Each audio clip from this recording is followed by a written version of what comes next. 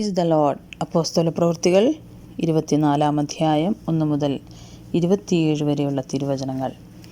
5 നാൾ കഴിഞ്ഞ ശേഷം മഹാപുരോഹിതനായ അനന്യാസ് മൂപ്പന്മാരോടും തെർത്തുല്ലോസ് എന്ന വ്യവഹാരജ്ഞനോടും കൂടെ വന്നു. പൗലോസിൻ്റെ നേരെ ദേശാധിപതിയുടെ മുമ്പാകെ അന്യായം ബോധിപ്പിച്ചു. അവനെ വിളിച്ചാറെ തെർത്തുല്യോസ് അന്യായം വിവരിച്ചു പറഞ്ഞതെന്നാൽ, രാജസ്ത്രീ ഫെലിക്സേ, നീ മുഖാന്തരം ഞങ്ങൾ വളരെ സമാധാനം അനുഭവിക്കുന്നതും നിന്റെ പരിപാലനത്താൽ ഈ ജാതിക്കേറിയ ഗുണീകരണങ്ങൾ സാധിച്ചിരിക്കുന്നതും ഞങ്ങൾ എപ്പോഴും എല്ലായിടത്തും പൂർണ്ണ നന്ദിയോടും കൂടെ അംഗീകരിക്കുന്നു. എങ്കിലും നിന്നെ അധികം അസഹ്യപ്പെടുത്തരുത് എന്ന് വെച്ച് ക്ഷമയോടെ ചുരുക്കത്തിൽ ഞങ്ങളുടെ അന്യായം കേൾക്കണമെന്ന് അപേക്ഷിക്കുന്നു.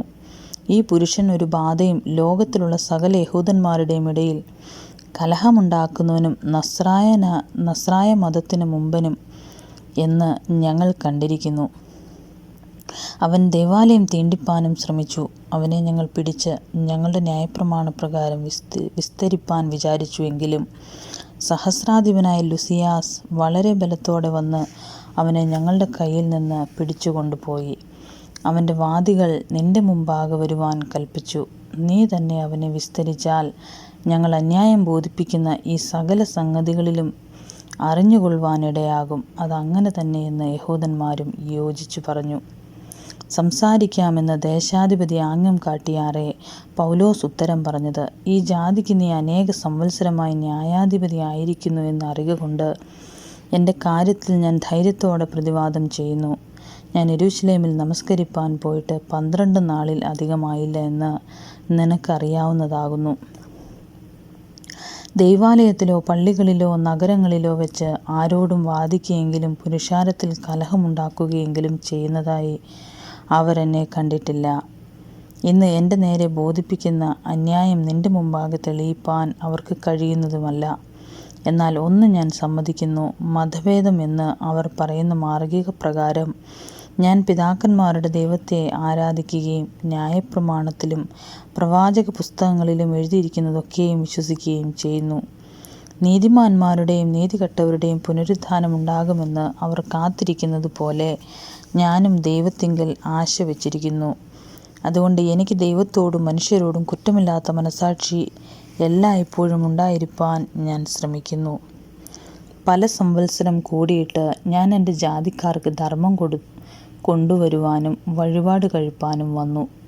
അതനുഷ്ഠിക്കുമ്പോൾ അവർ എന്നെ ദേവാലയത്തിൽ വെച്ച് ശുദ്ധീകരണം കഴിഞ്ഞവനായി കണ്ടു. പുരുഷാരത്തോടു കൂടിയല്ല, കലഹത്തോടു കൂടിയുമല്ല. എന്നാൽ ആസ്യക്കാരായ ചില യഹൂദന്മാരുണ്ടായിരുന്നു. അവർക്ക് എൻ്റെ നേരെ അന്യായമുണ്ടെങ്കിൽ നിന്റെ മുമ്പിൽ വന്ന് ബോധിപ്പിക്കേണ്ടതായിരുന്നു. അല്ല, ഞാൻ ന്യായാധിപ സംഘത്തിൻ്റെ മുമ്പിൽ നിൽക്കുമ്പോൾ മരിച്ചവരുടെ പുനരുത്ഥാനത്തെക്കുറിച്ച് ഇന്ന് നിങ്ങൾ എന്നെ വിസ്തരിക്കുന്നുവെന്ന് ഞാൻ വിളിച്ചു പറഞ്ഞൊരു വാക്കല്ലാതെ അവിടെ വെച്ച് എൻ്റെ പക്കൽ വല്ല കുറ്റവും കണ്ടിട്ടുണ്ടെങ്കിൽ അവർ തന്നെ പറയട്ടെ. ഫേലിക്സിന് ഈ മാർഗം സംബന്ധിച്ച് സൂക്ഷ്മമായ അറിവുണ്ടായിരുന്നിട്ടും ലുസിയാസ് സഹസ്രാധിപർ വരുമ്പോൾ ഞാൻ നിങ്ങളുടെ കാര്യം തീർച്ചപ്പെടുത്തുമെന്ന് പറഞ്ഞ് അവധി വെച്ച് ശതാധിപനോട് അവനെ തടവിൽ തന്നെ സൂക്ഷിച്ച് ദയ കാണിപ്പാനും അവൻ്റെ സ്നേഹിതന്മാർ അവന് ശുശ്രൂഷ ചെയ്യുന്നത് വിരോധിക്കാതിരിപ്പാനും കൽപ്പിച്ചു. കുറേ നാൾ കഴിഞ്ഞിട്ട് ഫെലിക്സ് യഹൂദാ സ്ത്രീയായ തൻ്റെ ഭാര്യ ദ്രുസില്ലയുമായി വന്നു. പൗലോസിനെ വരുത്തി ക്രിസ്തുയേശുവിലുള്ള വിശ്വാസത്തെക്കുറിച്ച് അവൻ്റെ പ്രസംഗം കേട്ടു. എന്നാൽ അവൻ നീതി, ഇന്ദ്രിയജയം, വരുവാനുള്ള ന്യായവിധി എന്നിവയെക്കുറിച്ച് സംസാരിക്കുമ്പോൾ ഫേലിക്സ് ഭയപരവശനായി. തൽക്കാലം പോകാം, അവസരമുള്ളപ്പോൾ നിന്നെ വിളിപ്പിക്കാം എന്ന് പറഞ്ഞു. പൗലോസ് തനിക്ക് ദ്രവ്യം തരുമെന്ന് ആശിച്ച് പലപ്പോഴും അവനെ വരുത്തി അവനോട് സംഭാഷിച്ചു പോന്നു. 2 ആണ്ട് കഴിഞ്ഞിട്ട് ഫെലിക്സിന് പിൻവാഴിയായി പെർക്കുല്യോസ് ഫെസ്തോസ് വന്നപ്പോൾ ഫെലിക്സ് യഹൂദന്മാരുടെ പ്രതി സമ്പാദിക്കണം എന്ന് വെച്ച് പൗലോസിനെ തടവുകാരനായി വിട്ടേച്ചു പോയി. ആമേൻ.